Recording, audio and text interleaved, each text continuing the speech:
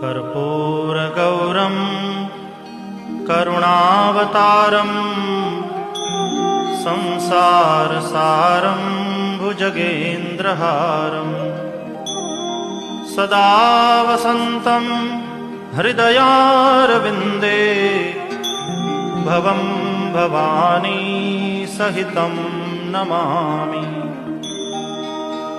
मङ्गलं भगवान् शम्भुः मङ्गलं वृषभध्वजः मङ्गलं पार्वतीनाथो मङ्गलायतनोहरः।